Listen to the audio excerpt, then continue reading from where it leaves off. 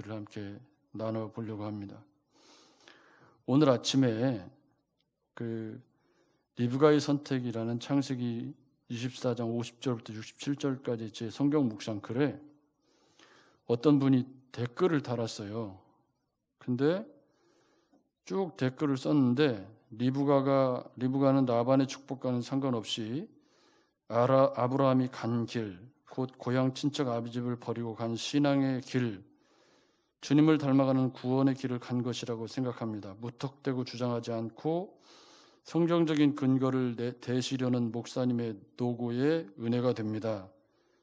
목사님하고 가로 열고 물음표를 달아놨더라고요. 그러니까 목사인지는 잘 모르겠지만 아무튼 목사님 같아 보인다.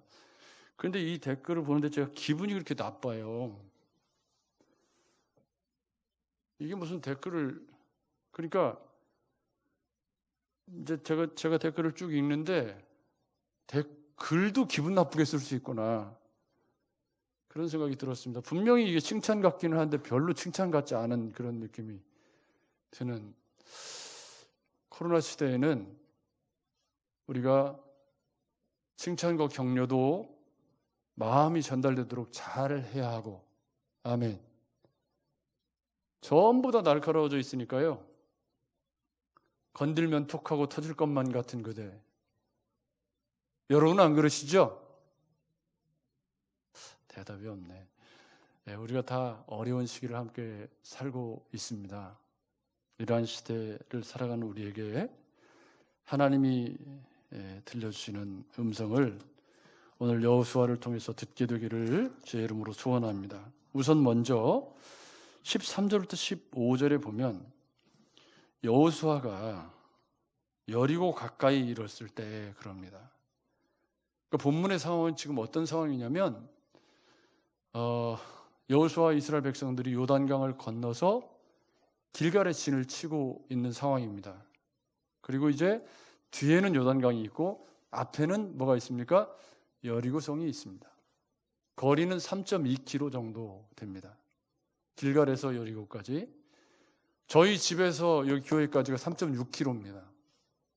거리가 어느 정도인지, 상산타운에서 서신동까지 거리 정도의 지금 진을 치고 있는 그런 상황입니다. 그러니까 여호수아가 그런 상황 속에서 백성의 지도자로서 여러 가지 고민이 좀 많이 됐겠죠. 그래서 이제 이렇게 정찰 겸해서 둘러 이제 여리고 근처까지 이렇게 갔다는 말입니다. 무슨 상황인지 이해가 되시겠죠? 지금 이제 우리가 정복해야 될 땅들이 앞에 있고 그 첫 관문이 지금 여리고인데, 그 전투하는 교회의 지도자로서 여호수아는 생각이 참 많은, 어떻게 이 어려움을 극복해 나갈 수 있을까 하는 복잡한 생각들이 많이 드는 가운데 이제 여리고 가까이까지 이렇게 가게 된 겁니다. 그때 눈을 들어보니까 한 사람이 칼을 빼어 손에 들고 마주서 있는지라 그럽니다. 누군지 잘 몰랐습니다. 대뜸 여호수아가 하는 말이 너는 우리를 위하느냐 적들을 위하느냐. 이게 지금 이제 전쟁 상황을 얘기해 주는 겁니다. 우리도 지금 전쟁 속에 살고 있죠. 코로나와 전쟁. 여러분 맞죠? 진한 영명이라고 돼요. 네. 그러니까 이 전쟁 상황이니까 대뜸 여호수아가 하는 말이 너는 우리를 위하느냐 적들을 위하느냐 이렇게 물었다는 말입니다. 그러니까 그 사람이 하는 말이 아니라 나는 여호와의 군대 대장으로 지금 왔느니라 하는지라. 여호수아가 얼굴을 땅에 대고 엎드려 절하며 그에게 이르되 내 주여 종에게 무슨 말씀을 하려 하시나이까. 저는 이 15절 말씀이 전투하는 교회에 주시는 하나님의 가장 선명하고 분명한 지침이라고 생각합니다. 여러분 15절을 같이 읽겠습니다. 시작. 여호수아의 군대 장관이 여호수아에게 이르되 내 발에서 신을 벗으라. 내가 선 곳은 거룩하니라 하니 여호수아가 그대로 행하니라. 아멘. 이 말씀은 누구한테도 했던 얘기죠? 모세에게도 했던 얘기죠. 모세에게도. 그때 신을 벗는다는 게 어떤 의미냐면, 신을 벗는다라는 말은 내가 종이라는 의미가 있습니다. 이 말의 이면적인 의미는 내가 종이기 때문에 내 마음대로 살지 않겠다. 주인이 따로 있다. 그러니까 내 신을 벗어라. 이 말은 내 힘과 내 방법과 내 지혜로 살지 않겠다라는 그런 의미를 가집니다. 그래서 이 이스라엘 군대의 군대 통솔권을 가진 여호수아에게 하나님께서 나타나셔서 군대 장관을 보내셔서 말씀하시기를 앞으로 전개되는 이런 모든 전쟁은 내 신을 벗는 것에서부터 시작해야 한다. 네 힘과 네 능력으로 할 수 있는 전쟁이 아니다라고 성격 규명을 하시면서 신을 벗을 것을 요구를 하신 겁니다. 그러니까 할례와 함께 백성의 지도자인 여호수아에게 내가 가진 경험과 지혜와 능력을 다 내려놓고 지휘권과 군대 통솔권을 다 하나님께 드리고 그리고 순종하라. 저는 코로나 시대를 살아가는 우리에게 우리가 할 수 있는 일이 별로 없어요. 정직하게 말씀드리면 우리가 할 수 있는 일이 아무것도 없습니다. 그죠? 다만 코로나에 걸리지 않도록 우리가 주의하는 것 말고 또 뭐 타 지역에 가서 또 혹여나 무더울까 봐 뭐 조금 조심하고 뭐 그 정도 말고 우리가 할 수 있는 일이 아무것도 없습니다. 사실은 이 코로나를 싸우는 실제 백신을 개발하고 하는 건 다 의료 과학자들이 다 하는 일이고 우리는 그저 어떻게 하든지 안 걸리고 잘 이겨나가는 것밖에 우리가 할 수 있는 것이 별로 없습니다. 그죠? 그런데 막 사람은 자꾸 늘어가고 전주에도 계속 연일 확진자가 생기고 하니까 마음의 염려가 자라고 그로 인해서 마음이 눌리고 예배에 나오는 것이 거리낌이 되고 뭐 이런 상황이 우리에게 지금 현실로 다가와 있는 것입니다. 이런 상황 속에 내 신을 벗으라라는 주님의 말씀이 오늘 본문에 구체적으로 세 가지로 나타나고 있습니다. 첫째는 앞에 4장에 보면 무슨 이야기가 나오냐면 요단강을 건넌 이야기가 나옵니다. 요단강을 법궤를 앞에 세우고 요단물에 발을 디뎌서 요단강이 갈라지고 요단강을 건너왔습니다. 그렇죠? 그때 여호수아가 요단 제일 요단강 안에 있는 돌 12개를 한 사람이 하나씩 취해가지고 작은 돌이 아닌 것 같아요. 요만한 조약돌이 아니고 큰 돌인 것 같아요. 그 돌을 하나씩 갖고 와서 길갈에다가 그 돌로 이제 단을 쌓습니다. 그죠? 돌단을 쌓은 거죠. 그러면서 길갈에 단을 쌓으면서 거기를 이제 하나님이 수치가 굴러가게 하신 길갈이라고 이름을 짓는 그런 장면이 바로 이제 4장에 나오고 있습니다. 그런데 이 길갈에 돌을 쌓으면 요단에서 가져온 12돌을 길갈에 세우면서 이스라엘 백성들에게 뭐라고 말하냐면 후일에 너희 자손들이 그들의 아버지에게 묻기를 이 돌들이 무슨 뜻입니까? 하고 물으면 후손들에게 얘기해 주라는 거예요. 뭐라고 얘기를 해주냐면 요단을 마른 땅처럼 밟고 건너가게 하신 것이 마치 홍해와 같았다라고 이야기를 해줘라. 그러면서 24절에 이는 땅의 모든 백성에게 여호와의 손이 강하신 것을 알게 하며 너희가 너희의 하나님 여호와를 항상 경외하게 하려 하심이라 라고 4장 24절에 길갈에 돌을 세운 의미를 설명을 해주고 있습니다. 그래서 길갈에 세워진 이 기념 돌들은 요단을 육지같이 건넌 표징이었습니다. 그리고 하나님의 은혜와 능력을 기념하는 그런 은혜의 자리였던 것이죠. 그런데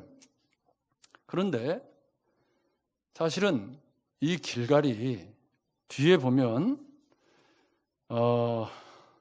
오늘 말씀 이게 길갈에다가 그 12돌을 이렇게 세웠는데 오늘 설명의 5장 9절 말씀에 보면 이 길갈에 세운 돌을 이렇게 이야기합니다. 여호와께서 여호수아에게 이르시되 내가 오늘 애굽의 수치를 너희에게서 떠나가게 하였다 하셨으므로 그곳 이름을 오늘까지 길갈이라고 했다. 그래서 길갈은 어떤 뜻이냐면 굴러간다 그런 뜻입니다. 그래서 길갈이라는 이름은 애굽에서 종살이했던 그런 수치를 굴러가게 하신 곳이라는 상징적인 의미를 갖게 되었습니다. 그러니까 요단강을 건너서 가나안 땅에 들어가 첫 땅이 지금 어디예요? 길갈인데, 그 길갈은 드디어 이제 애굽에서의 종살이의 그런 수치스러운 세월이 끝났음을 알리는 시작점이 어디?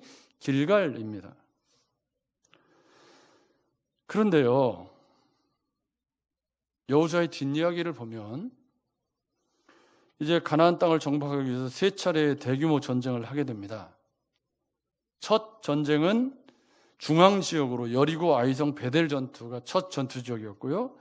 두 번째 전투는 남쪽으로 예루살렘, 헤브론, 브엘세바 전투, 그리고 세 번째는 북부 지역으로 하솔과 메론, 악삽 전투입니다.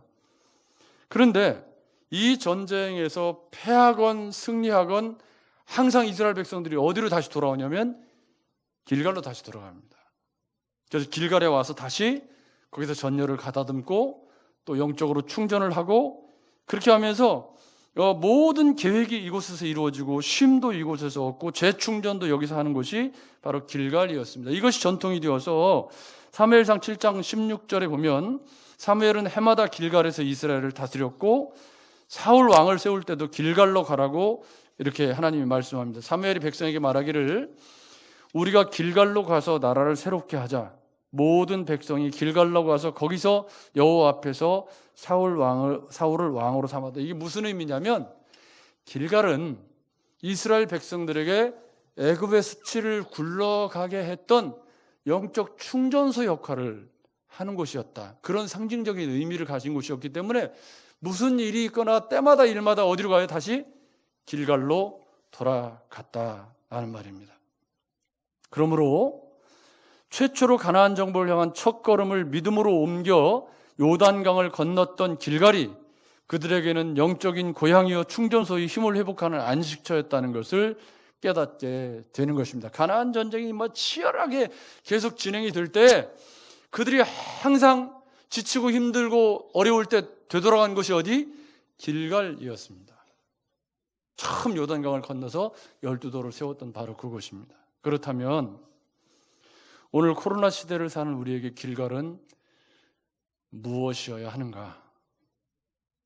들려오는 소식들이 시끄럽고 마음이 아닌 연일 계속 이렇게 전주에 확진자가 299번, 그분은 어떤 분인지 299번하고 연결된 분들이 계속 나오고 이런 상황들이 계속될 때 우리 신앙생활에 위기가 닥치고 세상 앞에서 타협과 변질의 위험 앞에 직면했을 때 돌아갈 길갈이 어디냐? 우리의 길갈. 여러분, 그럴 때 돌아갈 길갈이 없어서 방황하고 정신을 차리지 못하고 이리저리 유리방황하고 있다면 그분은 지금 인격적인 예수를 만나지 못한 것입니다. 우리가 돌아가 다시 원리를 세우고 무너지는 삶을 회복해야 할 우리의 길갈은 예수 그리스도다. 아멘. 아멘. 여러분, 우리의 삶이 무너지고 삶의 정황들이 어려워지고 코로나가 우리를 이렇게 포위해서 다가오는 것처럼, 그러나 여러분 우리는 별거 아니에요. 손승현 선교사는 지금 함께 동역하던 그 간사님들 다 코로나에 걸려 있고 애 학교에서 다 걸려 있고 이렇게 코로나에 이렇게 포위돼 가지고 더더군다나 그나마 이 객지에 있는 사람들 다 와서 코로나 걸려 가지고 이 가택 연금 상태에 이렇게 있게 되니까 그 뒷수발을 누가 들어주냐면 손선교사가 다 들어줘야 되는데, 더 어려운 건 뭐냐면 함께 동역하는 강선교사가 지금 한국에 들어와 있어요. 어머니가 아프셔가지고 급하게 한국에 들어왔는데 코로나가 확 터져버리니까 못 들어가고 이제 강선교사는 한국에 있는 거예요. 그러면 거기에 있는 책임을 혼자 누가 다 져야 되냐면 손선교사가 지금 다 져야 돼요. 이게 외우내환이라는 게 실감이 나는 게 지금 코로나는 이렇게 옥죄어오죠. 그런 상황에서 선교사의 자리는 도와줘야 되는 자리니까 그 사람들 심부름하기 위해서 약품 사가지고 이렇게 다 내가 걸릴지도 모르는데 그런 상황 속에서 하루하루를 치열하게 싸워가고 있습니다. 그럴 때 우리에게 돌아갈 길갈이 있느냐 없느냐는 굉장히 현저한 차이를 나타내게 됩니다. 수고하고 무거운 짐진 자들아 내게로 오라.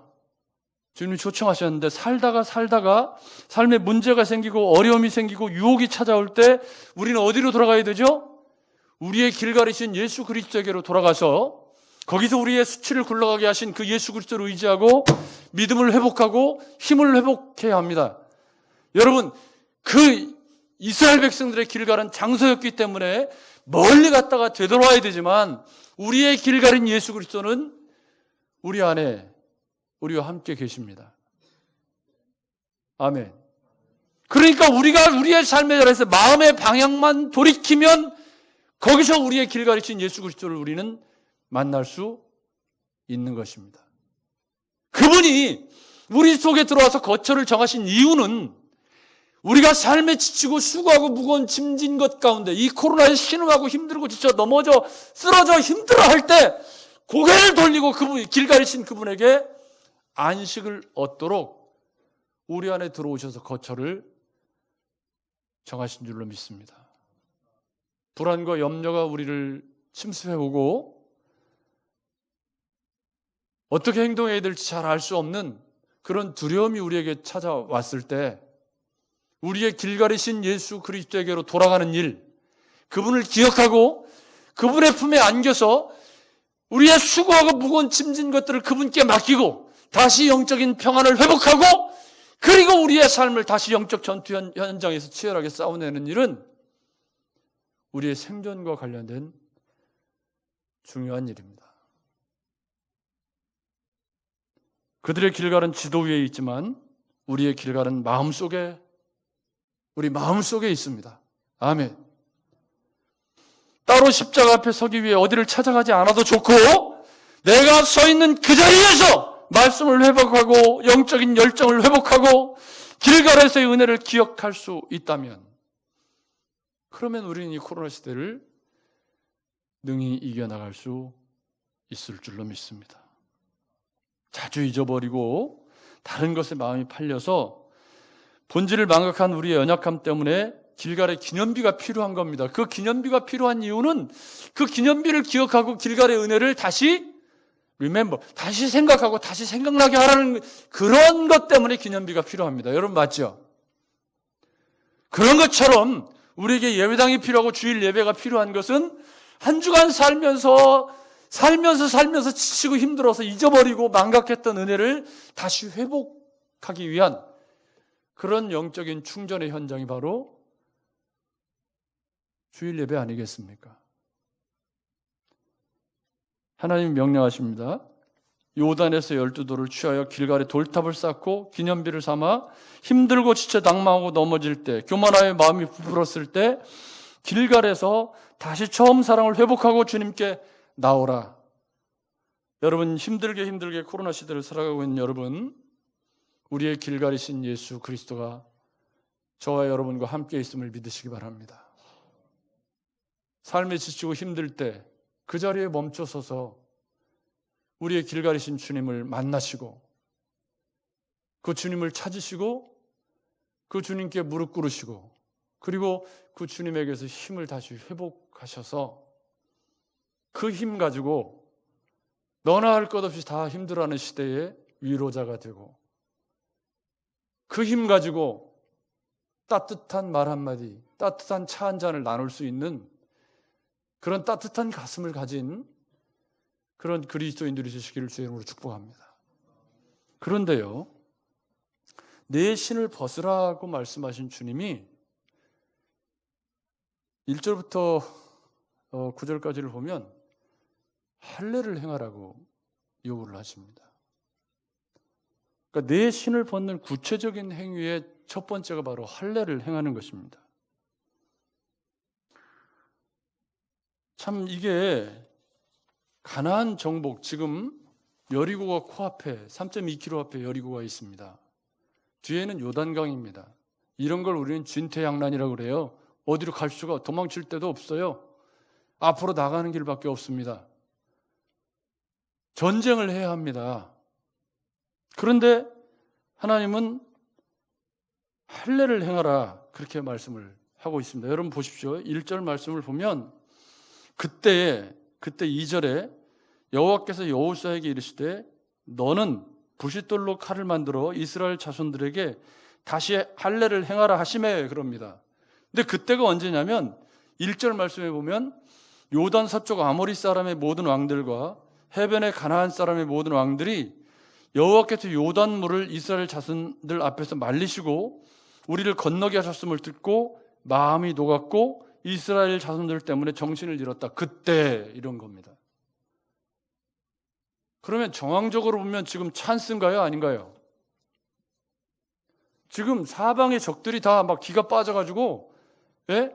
야, 하나님이 막 요단을 건너게 하시는데 막 이러니까 뭐 전쟁도 해보기 전에 지금 질이 멸렬해가지고 지금 뭐 하고 있어요? 기죽어 있습니다. 인간적인 관점으로 보면 무조건 진군해서 일단 정복전쟁을 마쳐야 될 것 같은 이스라엘 백성은 사기 충천해 있고 적들은 어떻게 되어 있습니까? 1절에 가슴이 녹아 있습니다.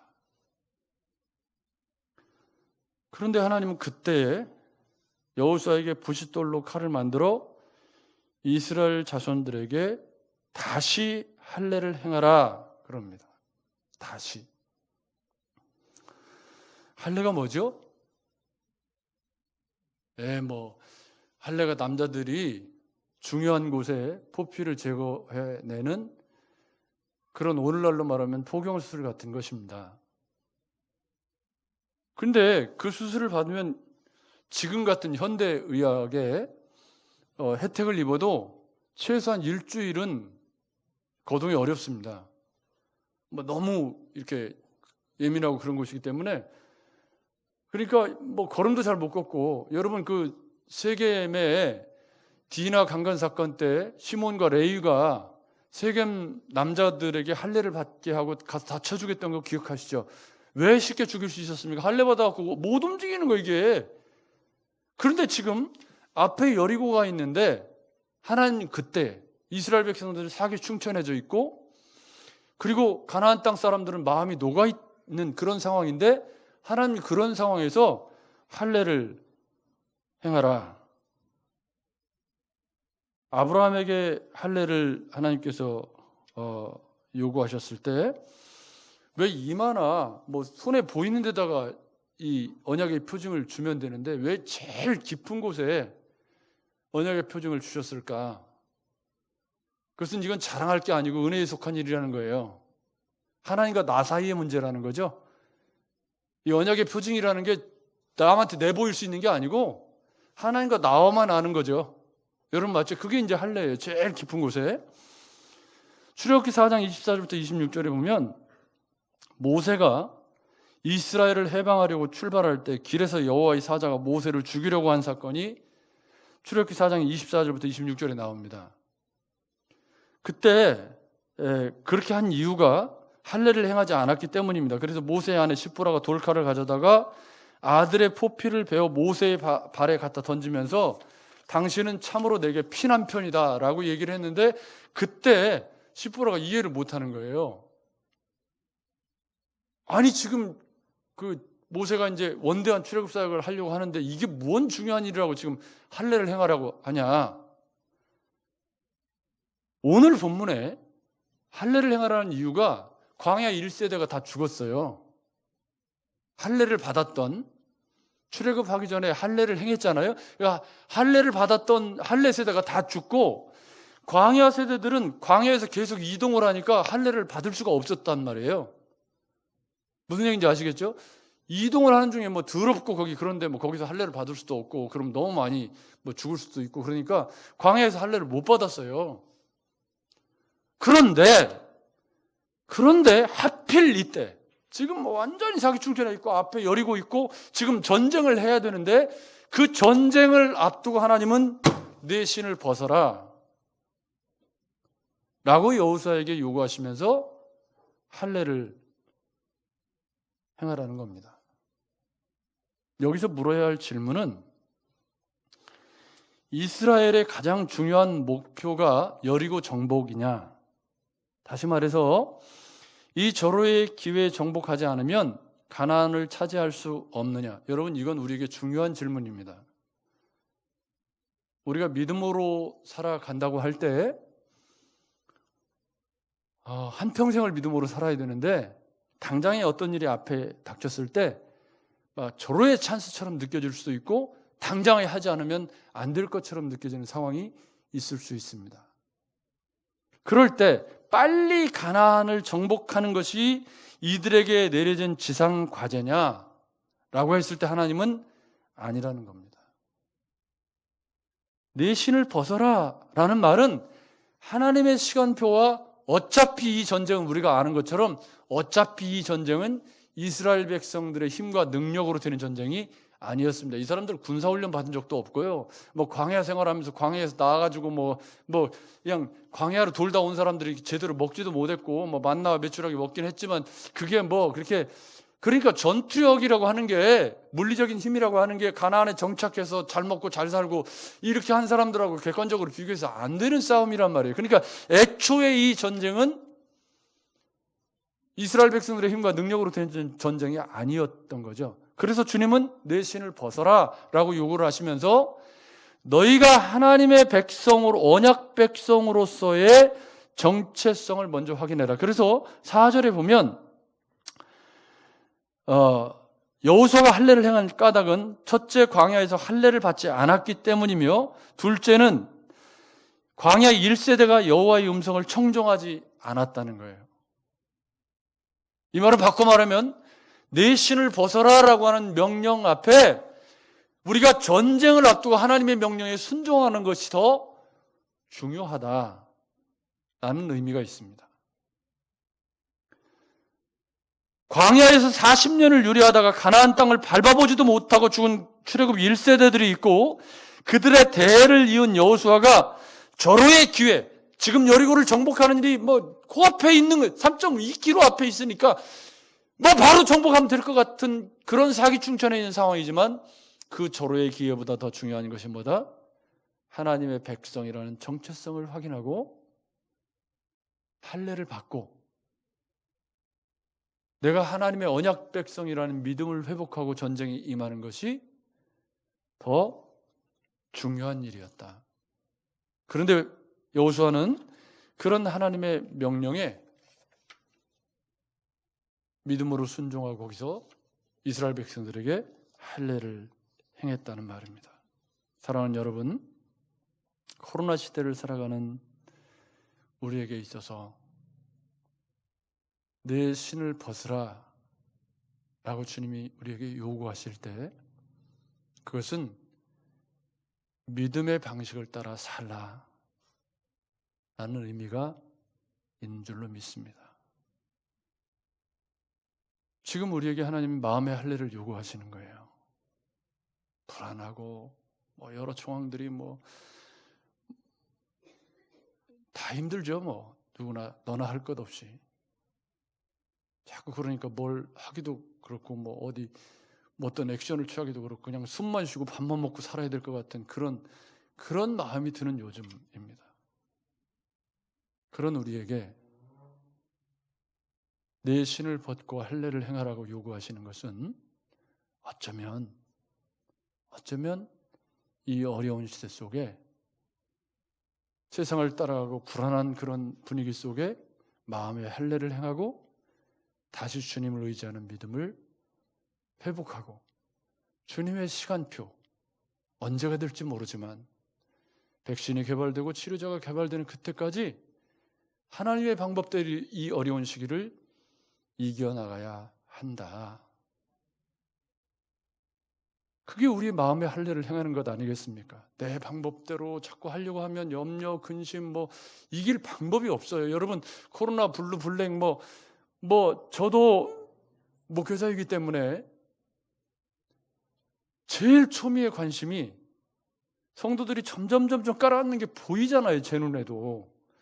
그리고 어린 성도들이 이렇게 자꾸 예배로부터 멀어지는 것도 보이고 예배를 다시 쉬게 됐을 때 1차, 2차 저희가 이 영상 예배를 했고 이제 3차 영상 예배를 했을 경우에 우리에게 미치는 파장이 얼마나 될까? 너무 많이 고민이 되고 머리가 빠질 정도로 제가 새벽마다 이 문제를 끌어안고 애를 쓰고 있습니다. 만약에 3차 영상 예배를 다시 해야 되는 상황이 생긴다면 과연 어떻게 될 것인가? 그런데 주님은 내 신을 벗으라는 겁니다. 내가 어떻게 할 수 있는 일도 아니고 마음의 할례를 행하라는 겁니다. 이건 하나님의 시간표에, 절호의 기회보다 하나님의 시간표에 따르라는 의미가 있는 거 아니겠습니까? 그래서 저는 할례를 행하라는 주님의 말씀에 목회자로서 내 마음에 할례를 행하고 이 어려운 시기를 잘 마음을 지키면서 올바른 결정을, 균형 잡힌 결정을 내리는 일에 마음을 써야 한다. 그런 생각을 하게 됩니다. 사랑하는 여러분, 여러분도 내 신을 벗고 마음의 할례를 행하시면서 주님의 시간표에 집중하시는 은혜가 있기를 주의 이름으로 축복합니다. 하나님께서 할례를 행하라고 하신 진짜 이유가 8절 9절에 설명이 됩니다. 이 할례는 그들이 애굽으로부터 완전히 자유롭게 되었다는 선언, 요단을 건너므로 말미암아 이제는 애굽의 수치가 굴러가고 진정한 이스라엘 백성이 되었다. 그들이 이유를 알지 못하고 할례를 받고 낫기를 기다리는, 진중에서 기다리는 그 시간에 하나님이 하신 말씀입니다. 그게 뭐냐? 할례를 받음으로 너희가 진짜 내 백성이 되었다. 그러므로 절호의 기회보다 더 중요한 것은 내가 하나님의 백성이라는 정체성을 분명히 확인하는 시간, 그것이 할례 받고 기다리는 시간이었다라고 하나님이 설명을 해 주신 것입니다. 고객들이 저를 보십시오. 코로나가 아무리 기승을 부려도 우리는 하나님의 백성입니다. 그 변할 수 없는 사실입니다. 그리고 하나님은 코로나 시대에 우리를 태어나게 하셨고 코로나 시대에 우리를 예수 믿게 하셔서 이 시대를 살아가게 하신 것입니다. 그 이유가 분명히 있을 거예요. 그죠? 우리를 이 시대에 태어나서 이 역사상 유례없는 전염병의 시대에 살게 하시고 이 시대에 예수를 믿게 하신 것은 분명히 우리 시대를 책임지라는 하나님의 분명한 뜻이 우리에게 있을 줄로 믿습니다. 그런데 이런 때에 흘러 떠내려가고 넘어지고 자빠지면 그것은 곧 이 시대를 책임지라고 부르신 부르심에 충실하지 못한 것이 됩니다. 여러분, 어떻게 하든지 우리는 이 시대를 이겨야 합니다. 아멘. 우리가 할 수 있는 게 별로 없어요. 뭐 백신 개발에 직접 참여할 수도 없고 뭐 없지만, 그러나 우리는 이 코로나 시대를 그리스도인으로서 잘 견디고 예배하는 공동체로서 우리의 삶을 잘 지켜내야 합니다. 그게 우리 시대에 우리를 태어나게 하셨고 우리 시대에 예수를 믿게 하신 겁니다. 그래서 우리는 우리 시대를 끌어안고 기도해야 할 책임이 있고 우리 시대를 잘 견뎌야 할 책임이 있고, 그리고 이 어려운 시대를 잘 견뎌서 다음 세대에게 이 어려운 시기를 믿음으로 잘 견딘, 믿음으로 남은 자들이 되어야 할 책임이 우리에게 있다, 그 말입니다. 할례는 절호의 기회에 여리고를 정복하는 것보다 하나님의 백성이라는 정체성을 확인하고 하나님의 시간에 순종하겠다는 결단의 시간이었습니다. 그리고 그 다음에 10절부터 12절에 이스라엘 자손들이 길갈에 진쳤고 그달 14일 저녁에 여리고 평지에서 유월절을 지켰으며 유월절 이튿날에 그 땅의 소산물을 먹되 그날의 무교병과 볶은 곡식을 먹었더라. 또 그 땅의 소산물을 먹은 다음 날 만나가 그쳤으니 이스라엘 사람들이 다시는 만나를 얻지 못하였고 그 해에 가나안 땅의 소출을 먹었더라 그럽니다. 아멘. 두 번째 신을 벗고 해야 할 일은 광야 40년 동안 지키지 못한 유월절입니다. 40년 만에 지켜진 유월절, 유월절 장자 재앙 때 하나님께서 명령하신 것인데 그 유월절이 드디어 40년 만에 여리고 평지에서 지켜지게 되었다. 이 말은 출애굽이 완성되었다. 가나안 시대가 시작되었다. 할렐루야. 그런 의미입니다. 새로운 시대가 시작되었다. 그 땅의 소산물을 먹는 다음날 만나가 그쳤다. 이 말은 어제까지도 만나가 내렸다는 말입니다. 그래서 만나가 그쳤다는 말은 뭐가 끝났다는 말이죠? 광야 시대가 끝나고 가나안 시대가 도래했다. 그런데 이 광야 시대가 끝나고 가나안 시대가 도래한 그 첫 번째 출발점에 유월절 예배가 있더라. 무슨 말이냐면 내 신을 벗는 두 번째 행위는 예배 회복이었다. 유월절의 회복이었다라는 말입니다.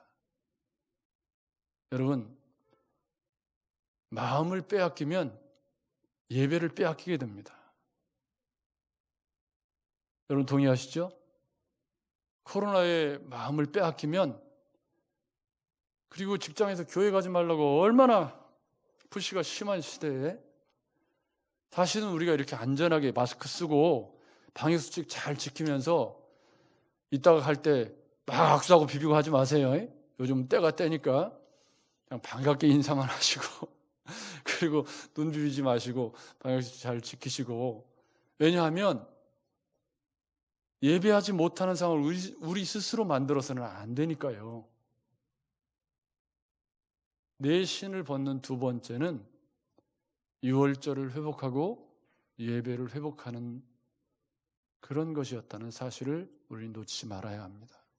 코로나 시대에도 우리는 예배자여야 하고 코로나 시대에도 우리는 그리스도인이어야 합니다. 그런데 그 그리스도인으로 사는 힘을 공급받는 것이 예배에 있다고 본다면 주일 공동체로 모이는 이 예배, 그리고 삶으로 드리는 예배를 잘 지켜내는 일, 우리가 내 신을 벗고 하나님 아버지를 의지하는 중요한 길목에 예배가 있다는 사실을 우리는 고백해야 합니다. 예배를 등한히 하고 코로나를 이길 방법은 없어 보입니다. 여러분, 어렵더라도 힘을 내셔서 내 신을 벗고 하나님 아버지를 바라보는 믿음으로 마음의 할례를 행하고 길가를 회복하고 그리고 예배를 회복해서 우리 시대를 그래야 지켜낼 수 있겠다. 우리는 지금 너무 갈급하게 길갈이 필요합니다. 다들 날카로워져 있고 다 지쳐 있고 뭐 음식점에를 갈 수가 있습니까? 마음 놓고 뭐 영화를 볼 수 있습니까? 뭘 할 수 있습니까? 다 마음이 곤두서 있는 이때에 우리의 길갈에서 수고하고 무거운 짐진 것들을 내려놓고 내 신을 벗고 마음의 할례를 행해서 그 어려운 사람들에게 뭔가를 줄 수 있는 때가 지금 아닙니까? 여러분 그렇지 않습니까? 그래서 어찌 보면 이 시대가 위기인 것 같지만, 기독교의 위기인 것 같지만 또 어떻게 보면 기회일 수도 있는 것이, 이 어려운 시대를 우리가 어떻게 살아내느냐에 따라서 기독교의 미래는 달라질 것이기 때문입니다.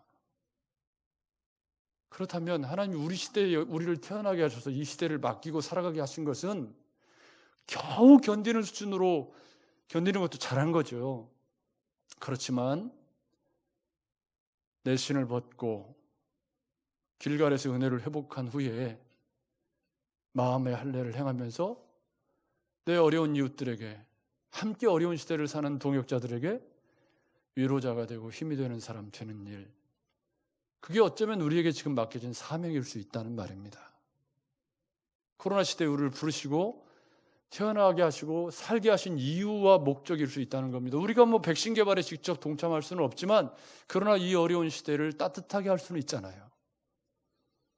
그러기 위해서 우리의 신을 벗고 우리의 힘과 능력으로 안 되는 것, 우리의 시간표대로 살려가는 노력들을 잠시 멈추고 길갈의 은혜를 회복하신 후에 할례를 받으라는 명령에 순종하셔서 마음의 할례를 행하시고 예배를 회복하신 후에 이 세상을 향해서 위로자가 되고 격려자가 되시는 그런 그리스도인으로 이 시대를 더 성공적으로 생존해 내시는 저와 여러분들이 되시기를 주의 이름으로 축복합니다.